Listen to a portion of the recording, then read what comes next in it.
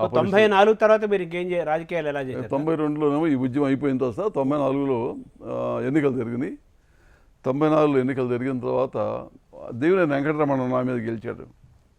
అయితే ఆ కాలంలో నేను చేసిన ఉద్యమాలు, ఆ కాలంలో ఎక్కడ ఏ స్కీములు పెడితే నందిగామ తాలూకాకు నీళ్ళు వస్తాయి అనేటువంటిది నా ప్రణాళిక అంతా అలా చూశాడు. నేనేం చేశానంటే ఇక పులిచింతల ఎన్టీ రామారావు చేసినటువంటి ఎస్టిమేట్లో మా నందిగామ గుంటూరు జిల్లాలో మెట్ట ప్రాంతాలు లేవు. ఈ పులిచింతలను కేవలంగా డెల్టా ప్రాంతానికి రెండో పంటకు నీరు అందించేటువంటి బ్యాలెన్స్ రిజర్వాయర్ మాత్రమే. మధ్యలో ఉన్నటువంటి కరువు కాటకాలతో అలవాటించేటువంటి నందిగామ గుంటూరు జిల్లాలో ఉండే సత్తెనపల్లి ఈ ప్రాంతాలు ఊసే లేదు. కాబట్టి ఆ పులిచింతలు మాకు ఎండమావి.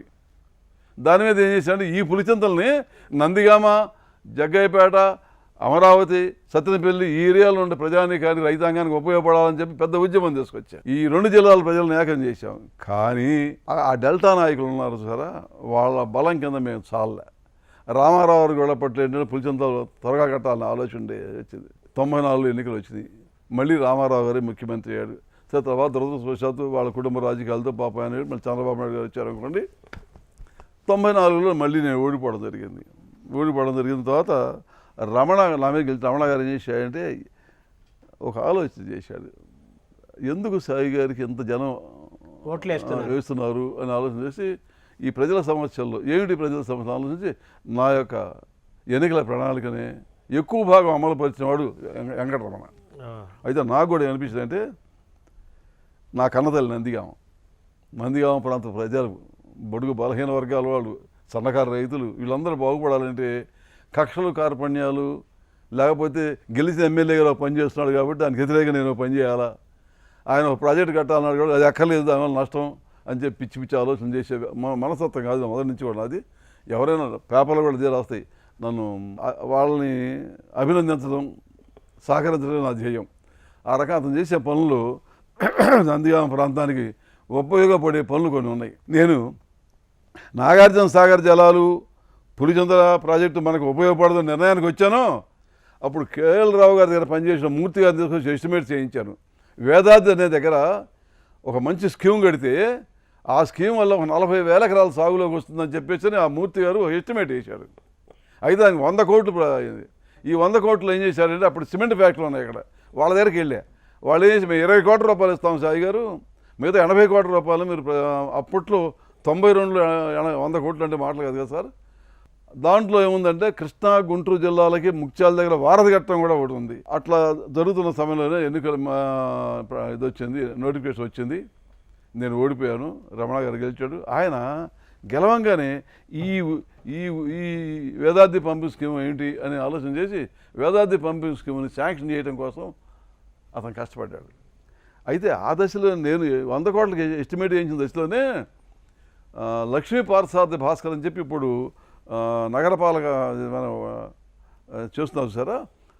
లక్ష్మీ పార్థసారథి భాస్కర్ గారు మాకు జిల్లా కలెక్టర్ గారు ఇచ్చారు. ఆమె నన్ను పిలిచి, సాయి 100 కోట్లు ప్రభుత్వం ఇప్పుడు ఇవ్వదు, ఇచ్చే స్థితిలో ప్రభుత్వం లేదు, కాబట్టి మీరు దీన్ని 4 భాగాలు చేసి 4 ఎస్టిమేట్లు వేయించి 4 విడతల్లో ఒక 20 కోట్ల రూపాయలు 10 కోట్ల రూపాయలతో ఎస్టిమేట్లు వేయించి ముందు ఒకటి ప్రారంభిద్దామని చెప్పాను. 10 కోట్లతో ఎస్టిమేట్ వేయించింది ఆ తల్లి పాపం.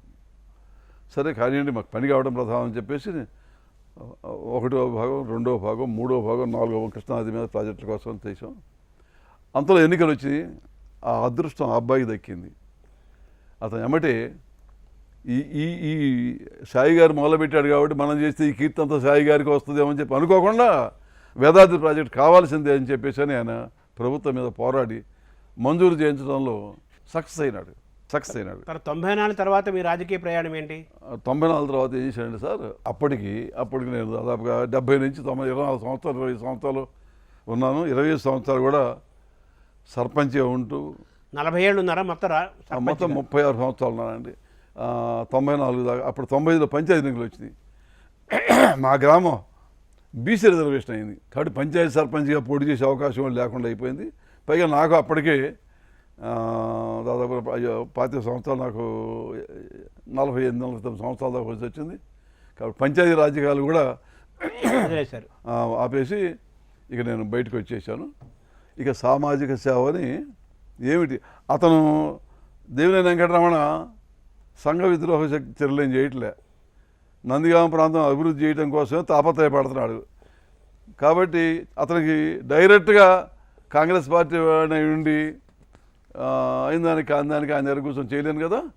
నా పార్టీని నేను చూసుకుంటూనే ఆయన చేసే కార్యక్రమాలను అభినందిస్తూ మా ప్రజలతో సహకారం ఇస్తూ, ఇక రెండో దశ ఏంటంటే ఇప్పుడు ఏం చేయాలి అనే ఆలోచనకు వచ్చి నేను 1964లో స్థాపించిన బళ్ళారి రాఘవ కళా సమితి ఉంది కదా సార్, అది అప్పటిదాకా నాకు part time work and full time work కాదు. దాన్ని ఏం చేశానంటే మళ్ళీ పునఃప్రారంభించి మళ్ళీ పూర్తి టైం బళ్ళారి రాఘవ కళా సమితి కార్యక్రమాలకి 94-95 నుంచి కూడా ప్రారంభించి నిర్విరామంగా కేంద్ర సంగీత నాటక అకాడమీ నుంచి, సాంగ్ అండ్ డ్రామా డివిజన్ నుంచి, ఆంధ్రప్రదేశ్ సాంస్కృతిక శాఖ నుంచి, ఆంధ్రప్రదేశ్ సమాచార పౌర సంబంధాల శాఖ నుంచి, ఫీల్డ్ పబ్లిసిటీ ఇట్లా 4-5 విభాగాల నుంచి జానపద, కూచిపూడి, పద్యనాటక కళాకారులను విస్తృతంగా మామూలుగా ప్రతిరోజు నెలకి 30 రోజులు కూడా ఈ రకంగా మంచి మంచి లబ్ధ ప్రతిష్ఠైన కళాకారుల జీవిత చరిత్రలు, అటు స్వామి వివేకానంద, అట్లాగే కందుకూరి వీరేశలింగం పంతులు గారు, గురజాడ అప్పారావు గారు, గిడుగు రామ్మూర్తి పంతులు గారు, బళ్ళారి రాఘవాచార్యులు గారు, ఇలా తెలుగు వాళ్ళలో అత్యున్నతమైన మహనీయులు అందరూ ఉన్నారండి. వాళ్ళ జీవిత చరిత్ర తీసుకుని అల్లూరి సీతారామరాజు గారు, కనిగంటి హనుమంతు గారు, అట్లాగే మా నందిగామ మహత్తరమైన విషయం ఏంటంటే మా నందిగామలో మహానుభావులు పుట్టారు, రత్నాలు పుట్టినాయండి. అయ్యదేవర కాళేశ్వరు మా నందిగామ వాడు, మాడపడి హనుమంతరావు మా నందిగామకు 15 కిలోమీటర్ల పొక్కున్నారు వాడు.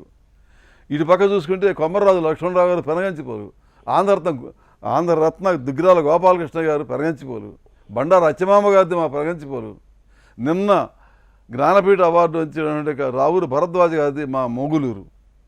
ఇట్లా అనేక మంది మహానుభావులు పుట్టినటువంటి ప్రాంతం కనుక వాళ్ళ జీవిత చరిత్రలు తీసుకొని ఈ తరం వాళ్ళకి వాళ్ళు ఏంటో చెప్పడం కోసం ముఖ్యమైన దాని మీద బుర్రకథలు, హరికథలు రాయడం. అప్పటికి మనకు ఏమైందంటే సార్, దూరదర్శన్ వచ్చింది. దూరదర్శన్కి పిల్లలు ఇక యువతరాన్ని కళారంగానికి దూరం అయిపోతున్నారు క్రమంగా. ఈ టీవీలు రావడం, ఈ సెల్ ఫోన్లు వచ్చి రావడం, దీంతో పిల్లలు వీటికి చెప్పేవాళ్ళు లేరు, వాళ్ళకి దూరం అయిపోతున్నారు. దాని పిల్లలకి పనికి వచ్చేటంటే అల్లూరి సీతారామరాజు, అట్లాగే కనగంటి హనుమంతు, భగత్ సింగ్, స్వర్ణోత్సవాలు, ఇట్లాంటి కొన్ని కథలు తీసుకొని నేనే నాటికలు రాసి దూరదర్శన్లో ప్రదర్శింపజేసి వాటిని మళ్ళీ మా ప్రాంతంలో పిల్లలు పోటీలు పెట్టి చేసేవాడిని. ముఖ్యంగా ప్రతి సంవత్సరం కూడా శ్రీకృష్ణదేవరాయల జయంతి ఉత్సవాలు చేస్తారండి.